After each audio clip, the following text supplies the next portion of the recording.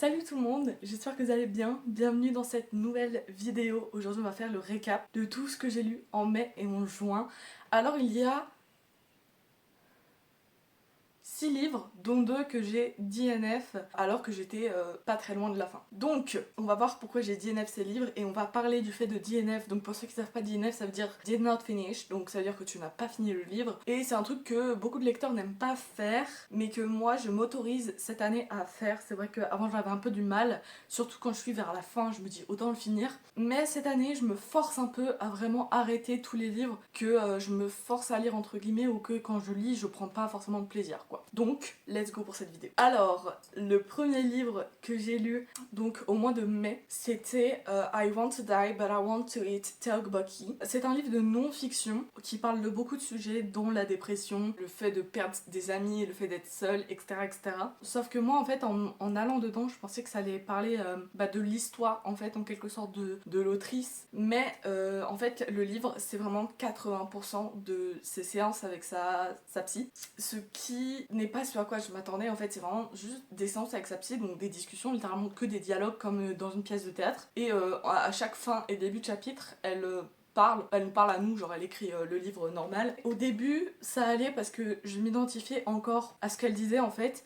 Plus ça avance, plus c'est profond et en même temps, plus ça part un peu dans tous les sens. Et je sais pas trop comment expliquer ça, et plus moi je relatais pas avec ce qu'elle disait en fait. Ça me concernait pas trop sur la plupart des choses, et je me rendais compte que je prenais extrêmement de temps à lire et que quand je le lisais, je prenais pas forcément de plaisir, je le lisais juste pour le lire. Donc j'ai décidé de DNF quand j'étais à 70 ou 75% il me semble, parce que je prenais pas de plaisir. Et autant le début était assez intéressant pour moi parce que ça me correspondait et je relatais pas mal avec ce qui se passait, autant vers la fin c'était moins ce qui me concernait, donc j'ai décidé d'arrêter de le lire pour passer à autre chose tout simplement. Donc je suis passée à autre chose et j'ai lu Julie and the Phantoms, donc le livre de la série, le tome 1. J'ai le tome 2 là juste à côté. J'étais juste en manque de cette série, je l'ai regardée au moins 10 fois et je me suis dit, au lieu de la regarder une 11e fois, on va lire le livre qui est littéralement la saison 1 quoi. C'était trop bien, je l'ai vraiment annoté comme une folle parce qu'il y a littéralement des dialogues qu'il y a dans la série et j'ai juste adoré. Surtout quand t'as regardé la série et que tu connais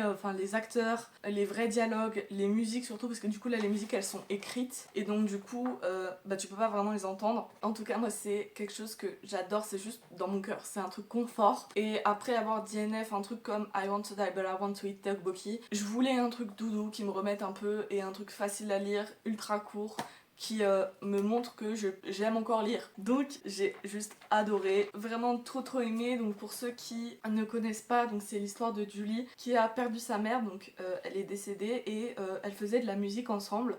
Donc quand sa mère est décédée, Julie a voulu arrêter de faire de la musique parce qu'elle se sentait coupable vis-à-vis de sa mère, etc. Sauf qu'un jour dans son garage qui était le studio de musique de sa mère, elle va écouter un disque d'un groupe de rock des années 95 et le fantôme des gens de ce groupe de rock, donc des garçons de ce groupe de rock, vont apparaître et Julie va être la seule à pouvoir les voir. Du coup, ils vont devenir amis, les garçons vont un peu l'aider à continuer à chanter, enfin à reprendre le chant et la musique. Et ensemble, ils vont du coup former un groupe de musique qui s'appelle Julie and the Phantoms. Et du coup, quand ils chantent, tout le monde peut voir les fantômes et les entendre, alors que d'habitude, Julie c'est la seule à pouvoir les voir et les entendre. Je retrouve ma période un peu de fille de 13 ans qui adore regarder ce genre de trucs et voilà, c'est tout. Du coup, après avoir lu ce livre, j'ai eu une envie de romance sous-jacente et en ce moment sur les Reels, parce que sur TikTok je vais pas sur le BookTok, mais sur Instagram je tombe pas mal sur des edits ou même des auteurs qui font la promotion de leurs livres. Et donc du coup, quand je suis tombée sur un edit d'une hockey romance et que j'ai vu que c'était un peu une force proximity, etc., je me suis dit c'est mon moment, j'ai besoin de romance pour me calmer, c'est bientôt mes examens, j'ai besoin de quelque chose de doux qui est addictif et en même temps qui me repose, qui me demande pas trop d'énergie mentale comme une grosse fantaisie. Du coup, j'ai commencé Wrong Side, donc c'est une Rocky romance. Pareil, je ne me souviens pas du nom de l'autrice. Petit résumé, parce que quand même ce livre vaut la peine, j'ai mis 5 étoiles pour que vous soyez au courant que je peux mettre 5 étoiles à une romance. De temps en temps, je vous assure que c'est possible. Wrong Side, donc c'est l'histoire d'une danseuse et d'un top 1 hockeyeur, genre le meilleur de son équipe. Donc ils sont tous les deux dans la même université, donc c'est la Bexley University, c'est le nom de la saga, parce qu'il y a 3 livres dessus. Et donc du coup, Claire, la danseuse, elle va s'installer dans un nouvel appartement, sauf qu'en fait cet appartement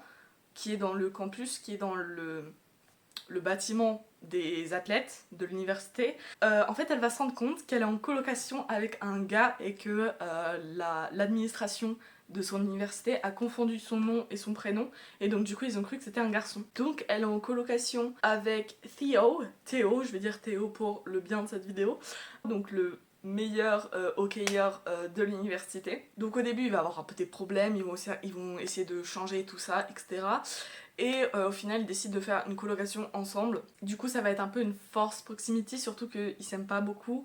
Sauf qu'au bout d'un moment ils vont faire un fake dating parce que elle ça va l'arranger par rapport à son ex, et lui ça va l'arranger parce que ça va l'éloigner de toutes les meufs qui veulent coucher avec lui. Je me rends compte en le disant à quel point c'était cliché, mais c'est pas grave, c'était trop bien en vrai. C'était pas du tout cringe ou quoi, genre je crois qu'il y a pas un seul moment où j'étais en mode iou. C'est ça qui m'a fait mettre 5 étoiles, j'étais hyper attachée au personnage. C'est un assez long livre, c'est vraiment un slow burn, les gars, ne plongez pas dedans en pensant que c'est un livre de 300 pages et que vous allez le binge read. Parce que, enfin vous pouvez le binge read, moi je l'ai binge read en 2 jours. Voilà, ça reste un slow burn et tout, parce que quand j'ai mis 5 étoiles et qu'après je suis allée voir les reviews sur Goodreads de gens, j'ai vu que beaucoup disaient que c'était ennuyant, que c'était trop long, que la première moitié elle aurait pu être écourtée. Alors que moi vraiment j'ai adoré tout le livre, c'était un slow burn très bien. Donc forcément si vous aimez pas les slow burn, je vous conseillerais d'éviter ce livre. Mais moi j'adore les slow burn et je pense que c'est exactement ce qu'il me fallait à ce moment-là pour me remettre dans la lecture. C'était pas non plus un coup de cœur et je suis encore choquée d'avoir mis 5 étoiles, mais franchement je pense qu'il le mérite. Il y a une scène où elle fait sa compétition de danse, enfin son audition de danse, et lui il ramène toute son équipe de hockey pour aller la voir et l'encourager. C'était genre trop mignon. J'ai trop aimé cette romance et je pense qu'on en parle pas assez, enfin je l'ai vue nulle part quoi. Donc si je peux la mettre en lumière un peu, c'est tout en mon honneur. Du coup après ça j'ai lu toute une trilogie de romances parce que bah une fois qu'on est dans la romance on n'en quitte plus hein. Vraiment je pense que je suis un peu devenue une liseuse de romances, et je suis encore tombée sur les reels Instagram sur un auteur qui faisait sa pub de son livre, c'est Speak the Truth. La trilogie, on va suivre le prince d'un pays, je crois que c'est un pays imaginaire, un pays fictif. Donc du coup il va au lycée alors que toute sa vie il a été homeschooled parce que c'était un prince et que ses parents voulaient pas trop le mettre à l'école. Donc du coup il faisait l'école à la maison, sauf qu'il a insisté pour avoir une vie sociale etc et vivre comme les autres. Du coup ils l'ont mis dans ce lycée d'élite. Et donc là-bas le jour de la rentrée il va un peu se fricoter avec un gars pour une histoire de place, genre de place, littéralement de place dans la salle de cours. Des enfants. Réellement des enfants, mais en même temps qui ne l'a pas déjà fait. Et du coup ils vont un peu s'engueuler dès le premier jour et du coup ils vont un peu devenir ennemis et ils vont tout le temps se fight. Sauf que quand je dis se fight, je parle pas de se fight en mode s'engueuler ou mal se parler, je parle de se fight la castagne physique. Gros red flag. Quand j'ai vu ça j'étais en mode ok, donc l'auteur avait juste la flemme de faire des dialogues de sarcasme. Sauf qu'en fait ça s'avérait faux parce que tout le reste du livre et dans tout le reste de la saga, il y a eu des dialogues de sarcasme. Après c'était encore des jeunes, des enfants et tout, donc forcément ça se bat et ça cherche pas trop à discuter et tout. Normal, et du coup au bout d'un moment ils vont se rendre compte qu'ils sont peut-être pas forcément ennemis et ils vont essayer de devenir amis et ça va tourner en enemies to lovers. C'était assez cool, après j'avoue que l'écriture était pas ouf. Avec le recul, sur le moment j'aimais bien les dialogues, mais avec le recul, même quand je suis allée refouiller un peu les dialogues, etc., ce que j'avais annoté sur ma Kindle et tout, je me rends compte que c'est un peu childish comme lecture. C'est cool, hein, mais voilà, j'ai mis 3 étoiles à globalement les 3 tomes. Il y a du smut. Pour ceux qui veulent savoir, il y a du smut. Pour moi, c'était pas assez bien développé. Et ouais, ça restait un truc un peu childish, un peu puéril. Je sais pas trop. Et la miscommunication, elle est juste énorme. Et je pense que c'est ça le truc qui rend majoritairement le truc puéril. c'est qu'il y a énormément de miscommunication les gars, et moi qui déteste cette trope, autant dans la vraie vie que dans les livres, je ne peux pas me taper la miscommunication, communiquer comme des grands, s'il vous plaît, je vous en supplie, on peut pas être dans vos têtes pour savoir. Enfin, moi je le suis parce que je lis le livre, mais ton amoureux ne peut pas. Donc ça m'a juste frustrée sur le coup et ça a été ça pendant les 3 tomes. Et ce qui me mène au fait que j'ai DNF le 3e tome. Il y a eu un événement, ça me trigger encore. Il y a eu un événement dans le 3e tome, vers la moitié je dirais. Ça m'a fait partir en crise d'angoisse. Mais il était genre 1h du matin, 2h. Je suis partie en crise d'angoisse à cause de ce livre parce que ça m'a trigger sur un truc personnel. Moi de base je voulais juste lire une petite romance mignonne et tout pour me changer ce que j'avais dans la tête, parce que j'avais beaucoup de choses dans la tête à ce moment là, et tout ce qu'a fait ce livre c'est me trigger sur un truc. J'ai commencé à chialer et je suis partie en crise d'angoisse, donc je me suis dit non, je ne finirai pas ce livre, je ne replongerai pas dedans, sachant qu'en plus je sais comment va se passer la suite. J'avais pas besoin de ça à ce moment-là. Je suis peut-être un peu fragile, hein, ça j'en cache pas. Je pleure à littéralement chaque film ou chaque livre que je lis, même quand c'est pas triste. Mais juste, je me sentais plus capable de le continuer après, et même encore aujourd'hui. Déjà, j'en ai pas envie parce que je sais la fin, et franchement j'en ai lu assez de ces livres. C'était bien, c'était des bonnes lectures, mais voilà quoi, j'ai pas envie d'y retourner forcément. Et je savais que si je continuais, ça allait repartir sur un truc qui s'est déjà passé dans les 2 premiers tomes, et il y a énormément de miscommunication. C'est 3 tomes de miscommunication. Si vous voulez aller lire après tous mes warnings, allez-y, c'est votre problème, je vous remets à vous. Non, en vrai, je pense que je suis la seule à avoir réagi comme ça à cette scène.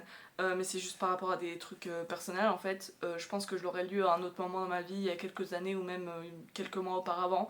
J'aurais peut-être beaucoup aimé et j'aurais pas eu cette réaction, mais le fait que je l'ai lu à ce moment-là, ça a tout gâché pour moi. Ça se lit vite, c'est appréciable, mais j'en ai pas forcément des bons souvenirs parce que le 3e tome a un peu gâché tous les souvenirs que j'avais de cette saga. Du coup, je pense que c'est tout pour ce que j'ai lu en mai et en juin. Faut savoir que vraiment, après la saga Speak the Truth, je suis entrée en une énorme panne de lecture. En fait, je voulais me changer la tête et lire un autre truc, mais je pouvais pas. Et en plus, c'était vraiment les examens. Donc, de toute façon, j'avais pas le temps de lire parce que je devais aller passer mes examens, tout simplement.